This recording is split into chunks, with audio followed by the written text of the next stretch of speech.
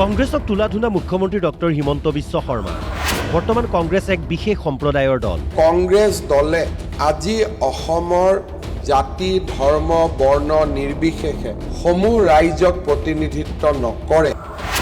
বিধানসভাত সমৰূপ নাগৰিক সংহিতা বিধেয়কক লৈ হোৱা আলোচনাত মুখ্যমন্ত্ৰী হিমন্ত বিশ্ব শৰ্মাই কংগ্ৰেছক আক্ৰমণৰ লক্ষ্য কৰি লয়। মুখ্যমন্ত্ৰীয়ে তেওঁৰ ভাষণৰ মাজে মাজে কংগ্ৰেছক ধৰাশায়ী কৰাৰ চেষ্টা কৰে।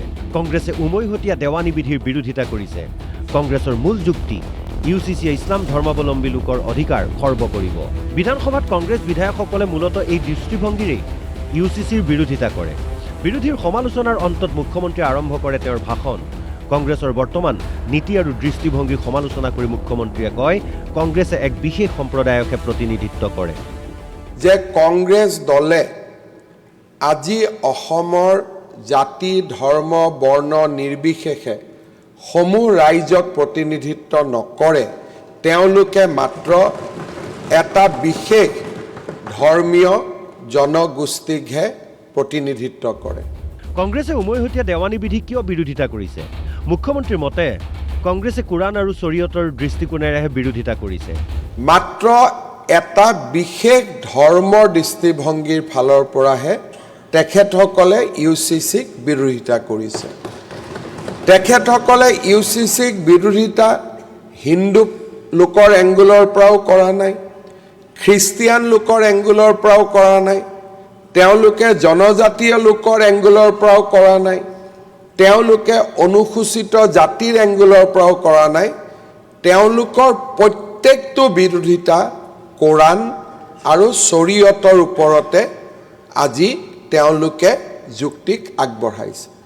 বৰ্তমান কংগ্ৰেছ ধৰ্মনিৰপেক্ষ দল নহয় বুলি সমালোচনা মুখ্যমন্ত্ৰীৰ। সেইবাবেই কংগ্ৰেছে ভাগৱত গীতাৰ কথা নকয়। আজি কংগ্ৰেছে মাত্ৰ শৰীয়ত আৰু কোৰাণক প্ৰতিনিধিত্ব কৰিছে। এই দায়িত্ব আছিল মুছলিম লীগৰ। শৰীয়ত আৰু কোৰাণক প্ৰতিনিধিত্ব কৰাৰ দায়িত্ব আছিল মুছলিম লীগৰ। কংগ্ৰেছৰ দায়িত্ব আছিল সংবিধানক প্ৰতিনিধিত্ব কৰা। কিন্তু আজি আমাৰ দেশৰ বাবে দুৰ্ভাগ্য যে কংগ্ৰেছ দলে আজি কেৰালাতে হওক অসমতে হওক সাম্প্ৰদায়িক শক্তিৰ ওচৰত আত্মসমৰ্পণ কৰিছে। আৰু তাৰ কাৰণে তেখেতসকলে আজি ভাগৱত গীতা আৰু বাইবেলৰ কথা কোৱাৰ তেওঁলোকৰ সাহস নাই। আজি মাত্ৰ কোৰাণ শ্বৰীফ আৰু শৰীয়তৰ কথা কয়। মুখ্যমন্ত্ৰী ডক্টৰ হিমন্ত বিশ্ব শৰ্মাই এনেদৰে প্ৰতিপন্ন কৰিব বিচাৰিছে যে কংগ্ৰেছ এতিয়া সম্পূৰ্ণৰূপে ধৰ্মীয় সংখ্যালঘুৰ দল হৈ পৰিছে। কংগ্ৰেছে মুখ্যমন্ত্ৰীৰ এই সমালোচনাৰ প্ৰত্যয়জনক উত্তৰ দিব পাৰিবনে? Bureau report, Assam live 24।